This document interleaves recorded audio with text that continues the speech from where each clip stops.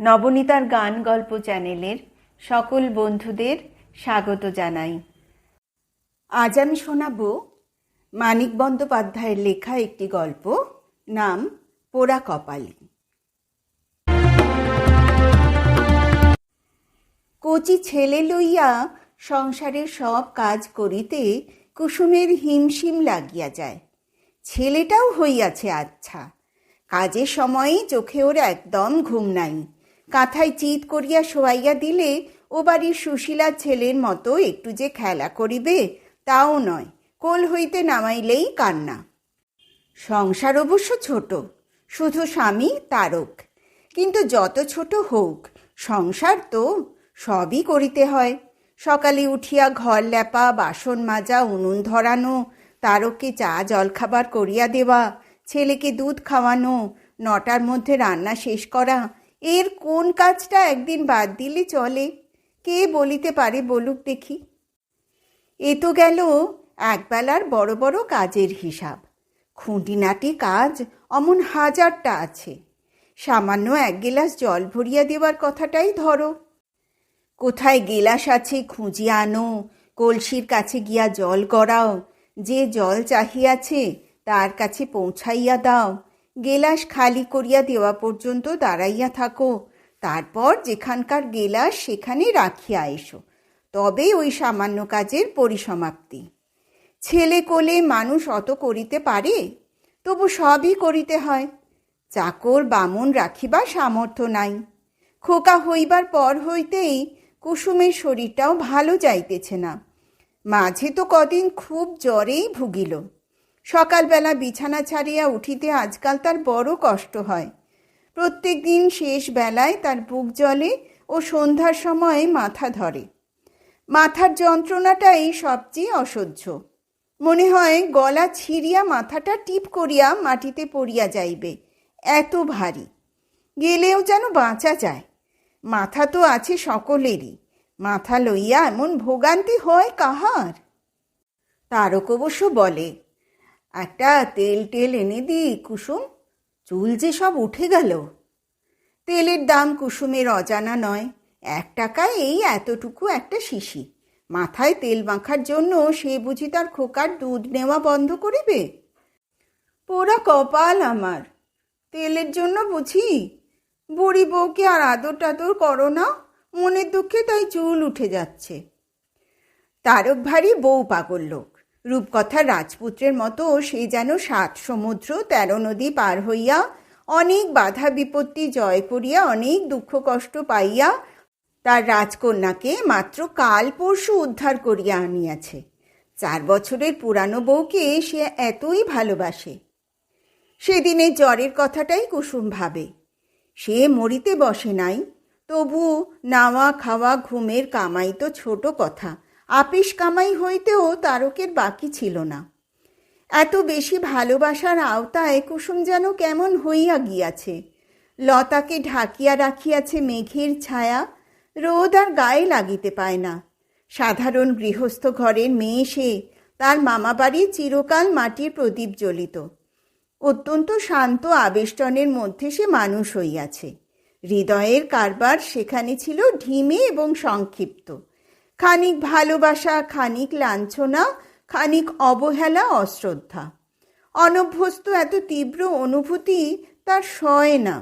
সে ঝর্ণার ধারের ছোট চারা গাছ, আসিয়া পড়িয়াছে প্রকাণ্ড নদীর ধারে, যে নদীতে 12 মাসই বন্যা। কুসুমকে আজকাল অনেক সময় আপন মনে বিড়বিড় করিয়া বকিতে শোনা যায়। আপন মনে বকে বলিয়া কুসুমের যে মাথা খারাপ হইয়া গিয়াছে তাহা নয়। জীবনে তার আবেগের অভাব নাই। এদিকে তাহাকে বড় একা থাকিতে হয়। সকালে তারক পাড়ায় একটি ছেলেকে পড়ায়, তারপরেই তাকে আপিসে যাইতে হয়। মারোয়ারি সওদাগরের আপিসে বাঙালি কেরানি। সন্ধ্যার অনেক পরে সে বাড়ি ফেরে। সারাদিন কুসুমকে মুখ বুজিয়া থাকিতে হয়, কথা বলিবার লোক নাই। দুপুরবেলায় কোনো কাজ থাকে না, আর সেই সময়টাই খোকা পড়িয়া পড়িয়া ঘুমায়। লেখাপড়া কুসুম ভালো জানে না। কখনো বাড়িতে মাসিকপত্র আসিলে 3 দিনের চেষ্টায় একটা গল্প শেষ করে। সুতরাং ধৈর্যও থাকে না, রসও পায় না। আজকালকার গল্পে যেরকম চালাকি, এক নিঃশ্বাসে পড়িয়া ফেলিতে না পারিলে বোকাই বনিয়া যাইতে হয়। বাড়িতে যে একটা পোষা পাখি নাই, ইহাও কুসুমের কাছে অভাবের সামিল। তারও পাখি কিনিয়া দিতে চায়, কুসুম মাথা নাড়ে, বলে না, আর পাখি পুষব না। তার একটা সাদা ধবধবে কাকাতুয়া ছিল, মরিয়া গিয়াছে। পাখি পুষুক আর পাখি মরুক, আর সে কাঁদিয়া সারা হোক, তারও তো শখ নাই বাবা। এমনিভাবে কাজের ভিড়ে হিমশিম খাইয়া আর কাজের অভাবে ছটফট করিয়া মহা দারিদ্র্যের মধ্যে পরম সুখে কুসুমের দিন যাইতেছিল। হঠাৎ ইতিমধ্যে তারক একদিন আপিস হইতে 2 পকেটে 2 শিশি মাথার তেল আর দেহে অস্বস্তি লইয়া বাড়ি ফিরিল। তার কয়েকটা টাকা মাহিনা বাড়ি আছে। কুসুম বলিল, ও মা, এই কি 2 শিশি তেল তুমি কোন হিসেবে আনলে? 2 টাকা? না, 14 আনা করে নিয়েছে। 14 আনায় 1 টাকায় তফাৎ তো ভারী। আচ্ছা, মাইনে বেড়েছে, না হয় একটা জিনিস এনেছো শখ করে, একসঙ্গে 2টো কিনতে গেলে কেন? আবার কেনা হয় কি না হয়, ও তোমার 2 মাসেই ফুরিয়ে যাবে, দেখো। 2 মাসে 2 শিশি তেল মাখে কত বড় লোক। হাসি ভরা মুখখানা কাত করিয়া কুসুম ভাবিল, বলিল, মাইনে বেড়েছে তোমার, তেল পেলাম আমি, তোমার তো কিছু পাওয়া উচিত। তোমায় আজ লুচি খাওয়াবো। তারকের শরীর খুব খারাপ লাগিতেছিল। দুপুরবেলা আপিসে এসে একবার বমি করিয়াছে, বোধহয় জ্বর হইবে। লুচির নাম শুনিয়াই তার আবার বমি আসিতেছিল, কিন্তু কুসুমের আগ্রহ দেখিয়া সে আপত্তি করিতে পারিল না। খাবে না? শরীর খারাপ? বলিতে বলিতেই ওর দীর্ঘস্থায়ী অনির্বচনীয় হাসিটি একেবারে মুছিয়া যাইবে। তাছাড়া জ্বর এখনো আসে নাই, আসিবে কি না তাহাও অনুমান মাত্র। যখন আসিবে তখন দেখা যাইবে। এখন তো কুসুম হাসি মুখে লুচি ভাজুক। কুসুম তাড়াতাড়ি ময়দা মাখিয়া লেচি পাকাইয়া উনুন ধরাইয়া ফেলিল। ডাক দিয়া বলিল, ওগো বাবুমশাই, লুচি খেতে হলে বেলে দিতে হয়। তারক দাওয়ায় তামাক টানিতেছিল। হুঁকাটা দেয়ালে ঠেস দিয়া রাখিতে গিয়া গড়াইয়া পড়িয়া গেল। খোলা বাতাসের সংস্পর্শে ছায়ের আবরণ সরিয়া গিয়া টিকাগুলি জলজল করিতে লাগিল। ছেঁড়া চটি দিয়া ঘষিয়া তারক টিকাগুলি গুঁড়া করিয়া দিল। অনেকগুলো আগুনের কণা উড়িয়া উঠানের অপর পাশে গিয়া পড়িল। তারকের ধুতিতেও কয়েকটি ছোট ছোট কালো ছিদ্র হইয়া গেল। হুঁকাটা সোজা করিয়া রাখিয়া বিরক্ত তারক আপন মনে বলিল, কি তেজ ওইটুকু আগুনের! এদিকে রান্নাঘরে কুসুম ব্যস্ত হইয়া উঠিয়াছে। কই গো, এলে? লুচি তোমায় বেলতে হবে না বাপু, এখানে এসে শুধু বসো, 2টো কথাবার্তা কই। রান্নাঘরে গিয়া তারক বলিল, আমি লুচি বেলতে জানি যে বেলবো? আমি বরঞ্চ ভাজতে পারি। তোমার কিছু পেরে কাজ নেই, বসে বসে তুমি শুধু বক বক করো। বাব্বা, সারাদিন মানুষের গলার আওয়াজ শুনতে পাই না। না, দাও আমি ভাজি। কুসুম সন্দেহে বলিল, পারবে? লুচি ভাজতে পারবো না কি গো, তোমার চেয়ে ভালোই পারবো। কিন্তু সে পারিল না। প্রথম লুচিখানা ছাড়িতে গিয়া তপ্ত ঘিয়ে আঙুল ডুবাইয়া ফেলিল। তারপর তাড়াতাড়ি হাত সরাইয়া আনিতে কড়াইটাই দিল উল্টাইয়া। হাতে পায়ে গায়ে সর্বত্রই ঘি ছিটকাইয়া লাগিল। সর্বাপেক্ষা জখম হইল তার ডান পাটি। দেখিতে দেখিতে সমস্ত পায়ের পাতা চুরিয়া এক প্রকাণ্ড ফোসকা পড়িয়া গেল। দেখিলে ভয় করে। তারকের ফোসকাগুলি আর সারিল না, কারণ সেই রাত্রেই তাহার খুব জ্বর হইল। ডাক্তারি ভাষায় যে জ্বরকে ম্যালিগনেন্ট বলে, এবং ফোসকা সারিবার ঢের আগে সে গেল মরিয়া। শেষ রাত্রে সে মারা গেল। লোকজন জুটাইয়া খাটুলি ইত্যাদি আনিয়া তাহাকে শ্মশানে লইয়া যাইতে যাইতে পরদিন বেলা 11টা বাজিয়া গেল। সেদিন দারুণ দুর্যোগ করিয়াছে। সকাল হইতে ঝড় বৃষ্টির কামাই ছিল না। একটা মানুষকে ভালো করিয়া পুড়াইতে যত কাঠ দরকার তত কাঠ সংগ্রহ করা গেল। চিতায় শোয়ানোর পর তারকের শরীরের কিছু কিছু অনাবৃত রহিয়া গেল। মুখাগ্নি করিল কুসুম। চিতার খুব কাছে সে দাঁড়াইয়াছিল। চিতা ভালো করিয়া জ্বলিয়া উঠিলে যতটুকু সরিয়া গেলে আগুনের তাত সহ্য হয় ততটুকুই সে সরিয়া গেল। তার চোখে জল নাই, সম্ভবত আগুনের তাতেই শুকাইয়া গিয়াছে। ইতিমধ্যে দেখা গেল তারকের দেহে বড় বড় ফোসকা পড়িতে আরম্ভ করিয়াছে এবং একে একে ফাটিয়া যাইতেছে। এসব ফোসকায় জল নাই, শুধু আছে বাষ্প আর বাতাস। কুসুমের মাথার মধ্যে পৃথিবীটা পাক খাইতেছিল। চিতাটা হাতের নাগালের সূর্য। মূর্ছিতা হইয়া পড়িয়া যাওয়ার ঠিক আগে কুসুমের মনে হইতেছে তারকের গায়ের ফোসকাগুলি ফোসকা নয়, লুচি। মাসখানেক পরে একদিন রাত্রিবেলা কুসুম মামা বাড়িতে রান্নাঘরে রাঁধিতেছিল। ডাল আর তরকারি রাঁধিয়া সে ভাত চাপাইয়াছে। ভাত চাপানোর আগে মামি তাহাকে লুচি ভাজিতে বলিয়াছিলেন। মামার শরীর ভালো নয়, ভাত খাইবেন না। কুসুম লুচি ভাজিতে রাজি হয় নাই। ভয়ে বিবর্ণ হইয়া বলিয়াছিল, আর যা বলবেন সব আমি করব মামিমা, লুচি ভাজতে পারবো না। কি করে যে মুখের ওপর পারবো না বলিস বাছা, বুঝতে পারি না। একে ওর সর্দি, এই বাদলাতে ভাত খেয়ে যদি অসুখ করে। ভাজতে না পারিস, ময়দাটা তো মাখতে পারবি না? তাও পারবি না। কুসুম ময়দা মাখিয়া দিয়াছিল। মাখিতে মাখিতে তারকের অকাল মৃত্যুর জন্য নিজেকে দৈনন্দিন হিসাবের চেয়ে একটু বেশি রকম দায়ী করিয়া ফেলিয়াছিল। শ্মশানের মূর্ছা ঘরে আসিয়া ভাঙিবার পর যে আত্মগ্লানির জন্য সে কাঁদে নাই, এ সেই আত্মনির্যাতন। স্বামীকে দিয়া সিঁদুর আনাইতে নাই, এটা কুসুম জানিত। আজকাল তার ধারণা হইয়াছে বৃহস্পতিবারের বারবেলায় স্বামী মাথার তেল আনিয়া দিলেও অমঙ্গল হয়। এ বিষয়ে কুসুমের যুক্তিও আছে। সিঁদুর পরে সধবা, তেলও সধবাই মাখে। দেবতার প্রসাদে তেল সিঁদুরই সধবার সবচেয়ে কাম্য। এই বিষয়ে সে কিন্তু একেবারে নিঃসন্দেহ হয়। তারক আরও কয়েকবার তাহাকে তেল কিনিয়া দিয়াছে, কখনো তো কিছু হয় নাই। গরম ঘিয়ে পা পুড়িয়া না গেলে তারকের যে অত জ্বর হইত না, ইহাতে কুসুম লেশমাত্র সন্দেহ করে না। ম্যালেরিয়া ওরকম হয়? সে নিজে কত ম্যালেরিয়ায় ভুগিয়াছে। ম্যালেরিয়ায় মানুষ 3 দিনে মারা যায় না।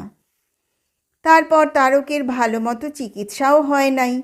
কোথা দিয়া কি হইয়া গেল, চিকিৎসার সময়ও যেন পাওয়া গেল না। পোস্ট অফিসের টাকা জমানো রহিল, গায়ের গহনা বাঁধা পড়িল না। বড় বড় ডাক্তারেরা তারককে দেখার সময়টা অবসর হিসাবে যাপন করিল। একটু নিরীহ দুর্বল প্রতিবাদ করিয়াই সে হইল বিধবা। উনুনটা চমৎকার জ্বলিতেছে। রান্নাঘরের এক কোণে জমা করিয়া রাখার দরুন এই বাদলেও কাঠগুলা শুকনো খটখটে হইয়া আছে। পিঁড়িতে উবু হইয়া বসিয়া কুসুম মহাবিষ্টের মতো আগুনের দিকে চাহিয়া রহিল। কি রং আগুনের! কুসুম কতকাল দুবেলা উনুন জ্বালাইয়া রান্না করিয়াছে। এমন স্থূল অগ্নিশিখায় এমন গাঢ় রঙের আবির্ভাব সে কখনো দেখে নাই, তারকের চিতায়ও না। ওদিকে মামি লুচি ভাজিতেছিলেন। ঘিয়ের গন্ধে কুসুমের কষ্ট হইতে লাগিল। আগুনের অভূতপূর্ব রূপ সম্বন্ধে সম্পূর্ণ সচেতন থাকিয়াও ঘিয়ের গন্ধে সর্বাঙ্গে যে অস্বস্তিকর অনুভূতি হইতেছিল, তাহাও সে উপলব্ধি করিতে লাগিল। হঠাৎ রোমাঞ্চ হইয়া তার হাড়ের ভিতর পর্যন্ত শিরশির করিয়া উঠিল। কুসুম খুব রোগা হইয়া গিয়াছে। দেহে মনে সুস্থ থাকার পক্ষে তার কতকগুলি গুরুতর অসুবিধা উপস্থিত হইয়াছে। কয়েক মাসের মধ্যে পৃথিবী তার কাছে আর একটি মানুষ আদায় করিবে। বৈধব্য জীবনটা এই অবস্থায় উপযোগী নয়। রাত্রে তাহার ভালো ঘুম হয় না। শোক, অন্ধকার, ঘুমন্ত খোকা আর খানিকটা পাগলামি আজকাল কুসুমের রাত্রির সম্পদ। শোক তাহাকে থাকিয়া থাকিয়া কাঁদায়, অন্ধকার তাহাকে ভয় দেখায়, খোকা তাহাকে বিরক্ত করে, আর পাগলামি তাহাকে জাগাইয়া রাখে। তার পাগলামি এইরূপ, সে মনে করে তারকের সঙ্গে গল্প করিয়া সে যত রাত জাগিত, এখন তারকের জন্য শোক করিয়া তার চেয়ে ঢের বেশি রাত জাগা উচিত। ঘুম আসিলেও সে তাই ঘুমোয় না। ঘুমকে ঠেকানো তার পক্ষে কঠিন নয়। তারকের সোনা রং কেমন করিয়া পুড়িয়া কালো হইয়া ফোসকা পড়িয়াছিল, সেই দৃশ্যটা কল্পনা করিলেই হইল। ঘুমের আর চিহ্নমাত্র থাকে না। মামির বড় মেয়ে বাটি নিতে আসিয়া বলিল, কত কাঠ গুজেছিস কুসুম? একদিনে সব পুড়িয়ে শেষ করবি নাকি? আনমনে গুঁজে ফেলেছি দিদি। কুসুম ৩-৪খানা কাঠ টানিয়া বাহির করিয়া জল ছিটাইয়া নিবাইয়া উনুনের পাশে রাখিল। ধোঁয়ায় তার চোখ কটকট করিয়া জল পড়িতে লাগিল। জ্বলন্ত কাঠ ভালো করিয়া না নিবাইলে যেমন ধোঁয়া হয়, তেমনি একটা বিশ্রী শ্মশান আশ্রয়ী গন্ধ ছাড়ে। ধোঁয়ার ছলনায় নয়, প্রকাশ্যে এবং গোপনে কুসুম আজকাল খুব কাঁদে। তার চোখের জল জমাইয়া রাখিলে একটা বাটি ভরিয়া যাইত। মুছিয়া মুছিয়া চোখ শুকনো হইলে কুসুম চাহিয়া দেখিল ভারী একটা বিপদের সূত্রপাত হইয়াছে। উনুনের পাশে এক আঁটি পাটকাঠি বেড়ায় ঠেস দিয়া রাখা হইয়াছিল। ইতিমধ্যে কখন নেবানো কাঠগুলির একটা আপনা আপনি জ্বলিয়া উঠিয়া তাহাতে আগুন ধরাইয়া দিয়াছে। কয়েক মিনিটের মধ্যে আগুন বেড়ায় লাগিবে এবং দেখিতে দেখিতে খড়ের চাল জ্বলিয়া উঠিবে। বৃষ্টিতে চালের উপরিভাগ অবশ্য ভিজিয়া আছে, কিন্তু আগুনকে ঠেকাইবার ক্ষমতা তাহার নাই। রান্নাঘরের চাল একবার জ্বলিয়া উঠিতে পারিলে বাড়ির অন্য ঘরগুলিকেও দলে টানিবে। পাশের মুখুজ্জে বাড়িও রেহাই পাইবে না। সরকারদের বাড়িটাও মুখুজ্জে বাড়ির লাগোয়া। পাটকাঠিগুলোর মধ্যে সদ্য জাগ্রত ওই ভীরু ও দ্বিধাগ্রস্ত শিশু অগ্নিদেবতাটি আজ পাড়ায় লঙ্কাকাণ্ড না করিয়া ছাড়িবে না। ব্যাপারটা কুসুম চমৎকার কল্পনা করিতে পারে। একটা বিরাট বিশ্বগ্রাসী চিতা, এক রাত্রে একসঙ্গে এক রাশি মানুষের সর্বনাশ। রঙে আর উত্তাপে অন্ধকার আর শূন্য ভরপুর হইয়া যাওয়া, এবং তাহারই চারিদিকে কেবল হায় হায়, কেবল বুক চাপড়ানো। ২-৪জন কি আর পুড়িয়া মরিবে না? তীব্র তীক্ষ্ণ দৃষ্টি মেলিয়া কুসুম হিংস্র সাপের মতো অগ্নিশিখার হেলিয়া দুলিয়া বাড়িয়া কমিয়া শ্লথ সন্তর্পণ অগ্রগতি চাহিয়া দেখিতে লাগিল। ধীরে ধীরে আকার বাড়িতেছে, হেলানো সুদীর্ঘ সমিদ বাহিয়া ধীর অনিবার্য বেগে উপরে উঠিতেছে। ঘরে আজ নিশ্চয় আগুন লাগিবে। আর কেহ পড়িয়া না মরুক, কুসুমের আজ উদ্ধার নাই। সে কিছুতেই পলাইতে পারিবে না। পিঁড়ির সঙ্গে মাটির সঙ্গে সে একেবারে আঁটিয়া গিয়াছে। তাহার সর্বাঙ্গে পক্ষাঘাত হইয়াছে। সে অবশ, অবসন্ন। উঠিবার, নড়িবার, টানিয়া পাটকাঠিগুলি সরাইয়া আনিবার শক্তিও তাহার নাই। সে পালাইবে কেমন করিয়া? কুসুম স্পষ্ট দেখিতে পাইল খড়ের জ্বলন্ত চালের নিচে চাপা পড়িয়া সে ছটফট করিতেছে। তার গায়ের চামড়া কয়লার মতো কালো হইয়া যাইতেছে, আর সর্বাঙ্গে পড়িতেছে বড় বড় ফোসকা। কাল্পনিক মৃত্যুর বিভৎসতার আতঙ্কে কুসুম এক প্রকার উৎকট আনন্দ উপভোগ করিতে লাগিল।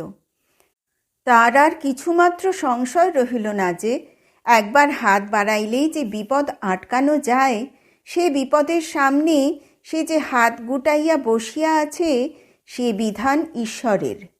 ঈশ্বর তার বাড়াইবার শক্তি হরণ করিয়াছেন। সে সতী কিনা? বিলম্বিত সহমরণকে নিজেও তাই ঠেকাইতে পারিতেছে না। নিজে সে আয়োজন করিতে পারিত না। তার আত্মহত্যার মধ্যে শুধু আত্মহত্যার পাপ নয়, নরহত্যার পাপও আছে। কিন্তু ঘরে আগুন লাগিয়া পুড়িয়া মরাতে তার আর কি হাত? সেজন্য তাহাকে নরকে যাইতে হইবে না, কাহারও কাছে কোনো কৈফিয়ত দিতে হইবে না।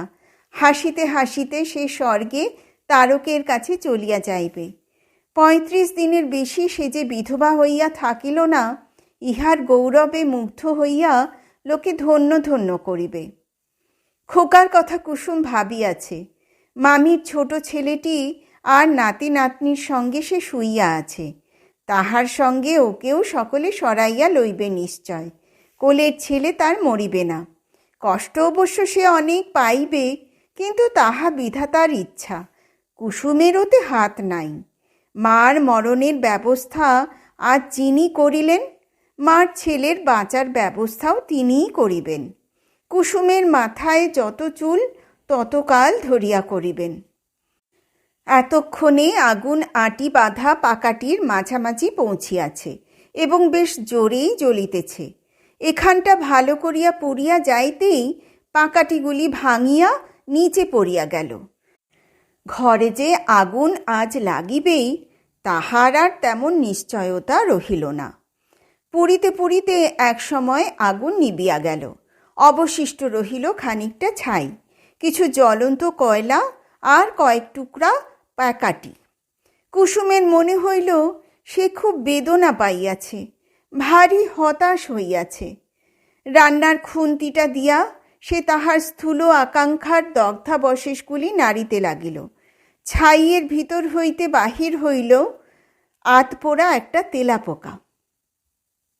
শেষ হলো গল্প পোড়া কপালি।